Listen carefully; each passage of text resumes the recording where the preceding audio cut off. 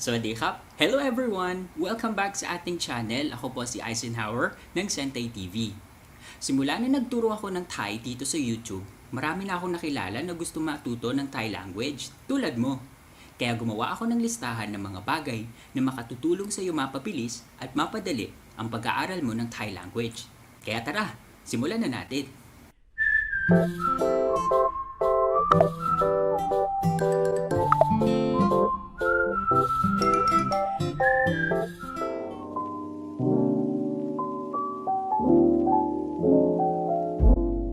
Riyanรู้ตัวอักษรภาษาไทย Isa ito sa lagi kong sinasabi sa mga gusto matuto ng Thai. Pag-aralan ang Thai script at ang alphabet. Marami ka nga lang kailangan pag-aralan. 44 ang consonants, 32 naman ang vowels. At ang bawat isa sa mga ito ay may kanya-kanyang tones at pronunciations na iba sa English alphabet. Marami kasing paraan kung paano isulat ang Thai words sa English. Halimbawa na lang ang salitang sawadee. Wala sa mga ito ang accurate, pero andyan sila para bigyan tayo ng gabay kung paano basahin ang salitang ito. Kaya lang, maaari makapagdulot ito ng kalituhan pagdating sa tone rules at pronunciation.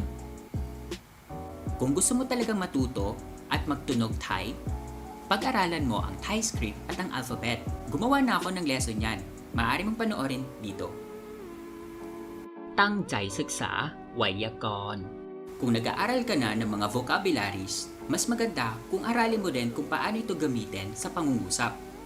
Mas maganda kasi kung may alam ka na sa Thai grammar at sa mga basic vocabularies, kaysa naman yung aral ka ng aral ng mga salita pero hindi mo naman alam kung paano ito gamitin sa pangungusap. Kaya I recommend na mag-focus muna kayo sa grammar. Tapos kung may oras pa, mag-aral naman kayo ng vocabularies.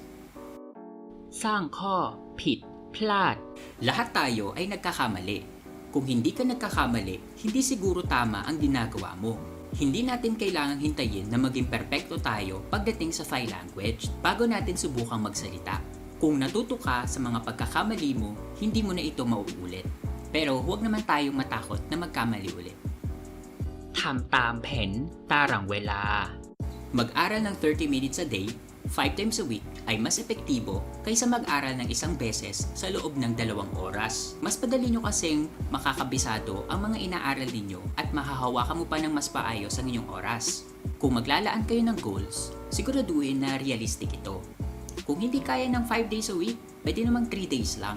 Hindi naman masama kung maglalaan ka ng mababang goals sa umpisa. Maaari mo naman itong itaas sa mga susunod na araw. Kaysa naman yung maglalaan ka agad ng mataas na goal, tapos kapag hindi mo nakamit, hihina lang yung motivation mong ipagpatuloy yung pag-aaral.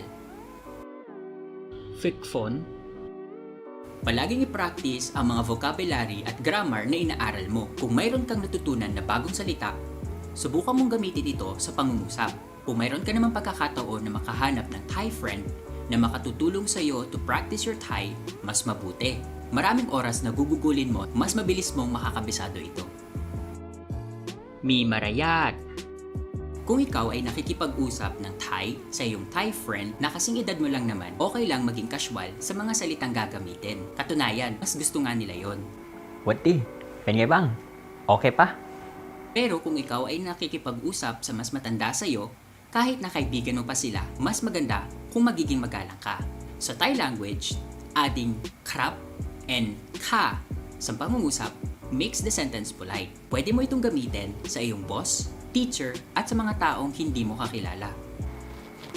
สวัสดีครับอาจารย์สบายดีไหมครับ Kung hindi ka sigurado kung magiging casual ka ba o magalang, piliin mo nang maging magalang. Okay lang maging sobrang galang kaysa naman maging sobrang bastos. มีความคิดสร้างสรรค์ Maraming paraan kung paano mo aaralin ang Thai language. Ilan sa mga ito ay maaaring epektibo sa iyo kaysa sa iba. Kaya huwag matakot sumubok ng ibang paraan. Ang isa sa pwede mong subukan ay isulat sa maliit na papel o sticky note ang mga salita at idikit ito sa mga bagay na katumbas ng salitang nakasulat. Nang sa ganun, araw-araw mo itong makita hanggang sa makabisado mo na ito. Pwede ka ring manood ng mga pelikula o kaya makinig ng Thai songs. Maging mapanuri lang sa mga paraan na gagamitin. Kung ang paraan mong ito ay makatutulong sa iyo or epektibo, stick with it. Kung hindi na siya nakakatulong, pwede ka nang humanap ng iba pang paraan.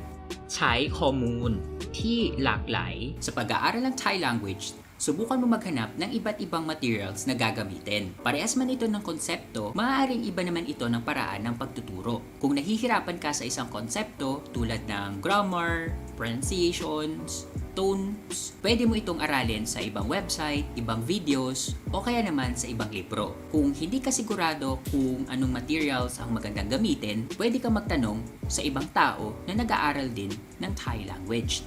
Actually, gumawa ako ng article tungkol dito, 10 best books for beginners to learn Thai. Kung gusto mong basahin ito, ilalagay ko ang link sa description sa ibaba.